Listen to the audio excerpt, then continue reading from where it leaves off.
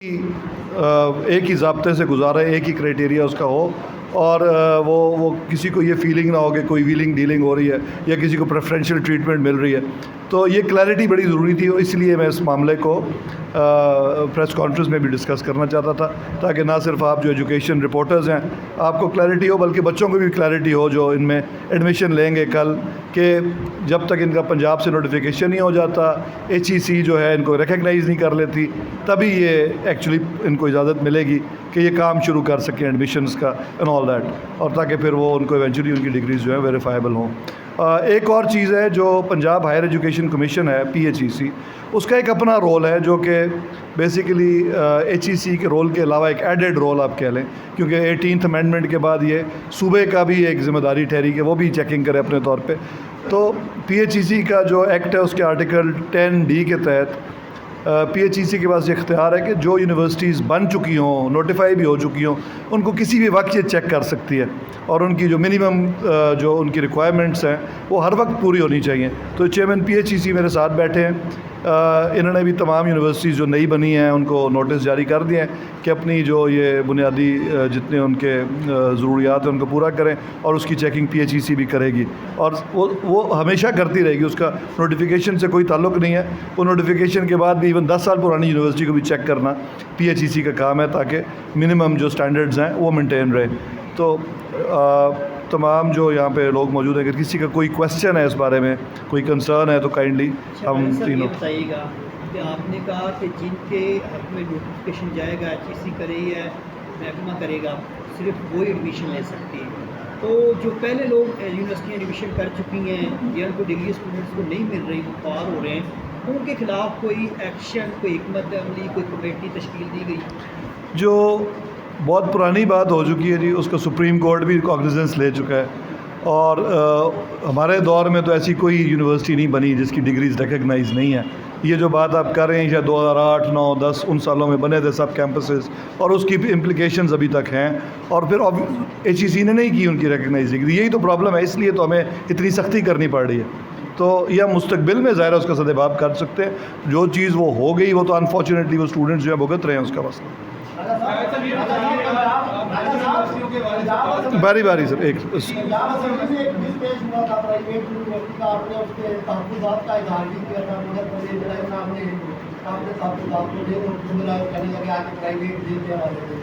वो बैकडेट से रजिस्टर्ड की गई है यूनिवर्सिटी, या अब रिकग्नाइज हुई है तो अब उसकी डिग्री वैल्यू डिग्री की वैल्यू होगी या बैकडेट? नहीं, आप बात नहीं समझ रहे। ये एक नहीं, वो तो एक थी जिस पे मैं असेंबली में आप बात कर रहे हैं। ये तमाम जितनी भी यूनिवर्सिटीज़ हैं इनको सबको हमने अपोज़ किया, लेकिन इवेंचुअली हमारी स्पीकर साहब से जो बात तय हुई कि ठीक है हम इसका बिल पास कर देते हैं, क्योंकि ये राइट है असेंबली का बिल पास करना, लेकिन जो इनकी नोटिफिकेशन है वो सिर्फ तब कीजिएगा जब इनकी बुनियादी रिक्वायरमेंट्स जो हैं वो पूरी होंगी। तो अब हम यही कर रहे हैं जो आज हमने तमाम यूनिवर्सिटीज़ को बताया कि अपनी तमाम जो बुनियादी रिक्वायरमेंट्स हैं वो जमा कराएँ, ताकि हम उनको चेक करें और फिर इवेंचुअली वो नोटिफाई होंगी HEC के NOC के बाद।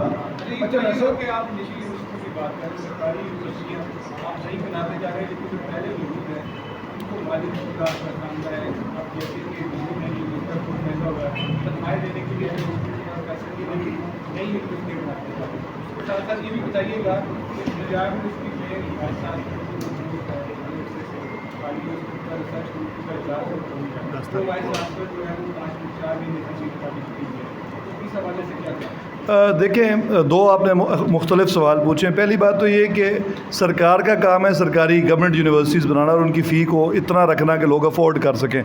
उसके दो तरीके होते हैं, या फाइनेंशियल एड देते हैं या फ़ीस ही कम रखते हैं। पाकिस्तान में जो मॉडल चल रहा है वो ये कि फ़ीस ही बहुत कम है सरकारी यूनिवर्सिटी, जितना ख़र्चा आता है उसके मुकाबले में ना होने के बराबर है, आपको भी पता है। और गुज़िश्ता हमारे दौर में 6 यूनिवर्सिटीज़ जो हैं सिर्फ 3 सालों में हमने नई बनाई, और उसके अलावा और पे अभी काम हो रहा है जो कि वो भी इंशाल्लाह बन जाएंगी और पहले भी मौजूद हैं। तो जो लोग अफोर्ड नहीं कर सकते उनके लिए तो होती हैं सरकारी यूनिवर्सिटी। जो प्राइवेट यूनिवर्सिटीज़ हैं वो बेसिकली तो उन लोगों के लिए होती हैं जो प्राइवेट एजुकेशन अफोर्ड कर सकें, और ज़ाहिर जो फाइनेंशियली लोग अफोर्ड कर सकते हैं वही उनमें दाखिला लेते हैं। और इसलिए प्राइवेट यूनिवर्सिटीज़ अपनी फ़ीस अपने अखराजात के मुताबिक रखती हैं और जो फैसिलिटीज़ दे रही होती हैं उनके मुताबिक रखती हैं, और डिमांड एंड सप्लाई की बात है। अगर आप कोई बहुत महंगी यूनिवर्सिटी बनाते हैं, कोई अफोर्ड नहीं कर सकता और वो अच्छी भी नहीं है तो कोई नहीं आएगा।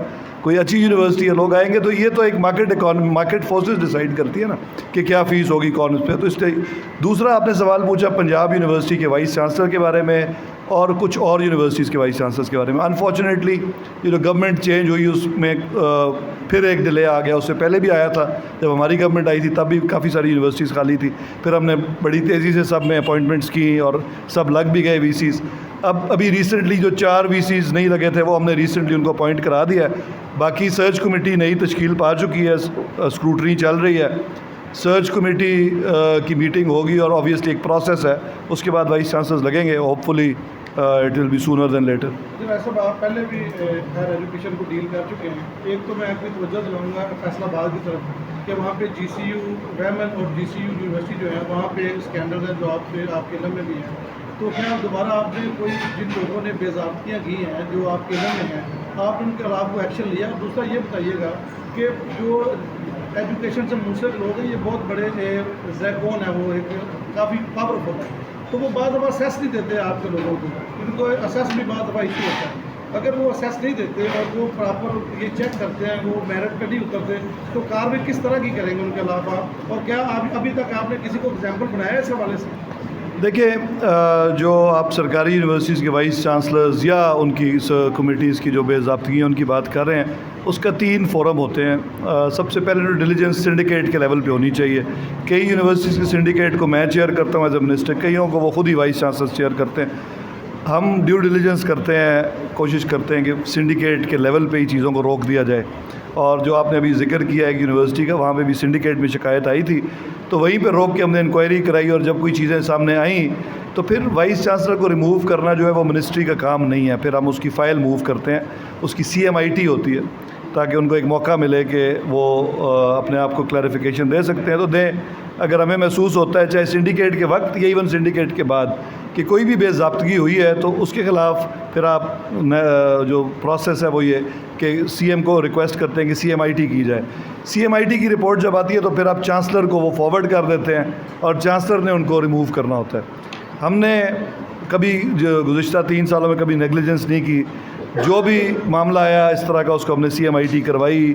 CMIT की रिपोर्ट एक वाइस चांसलर साहब थे उनके ख़िलाफ़ आई, लेकिन उनको इवेंचुअली चांसलर साहब ने नहीं किया उनको रिमूव, और उनका टेन्योर ख़त्म हो गया।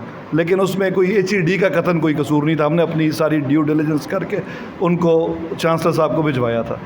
और दूसरी बात कि अभी जो रिसेंट आपने एग्जांपल दी, ये भी CMIT प्रोसेस में है। रुक गई थी गुज़िश्ता 4 माह में जब हमारी गवर्नमेंट नहीं थी। अब आजकल भी वो फ़ाइल CMIT के पास है। आज शायद वो उसका मुझे मैंने पता नहीं किया कि क्या। Thank you.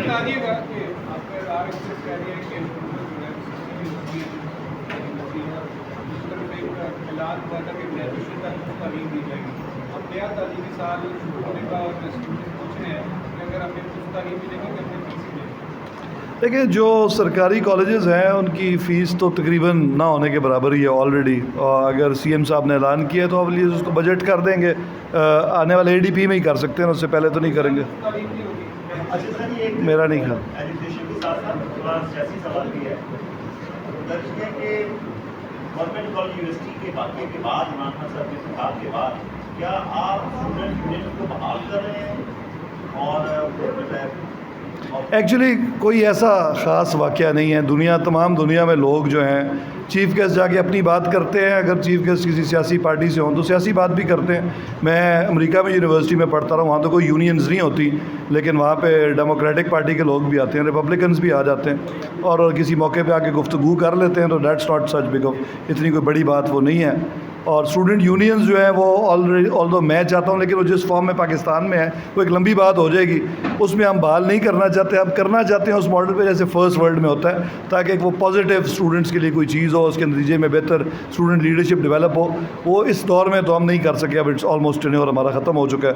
तो होपफुली जो नेक्स्ट गवर्नमेंट है वो आगे शायद उस पर काम करे। Thank you.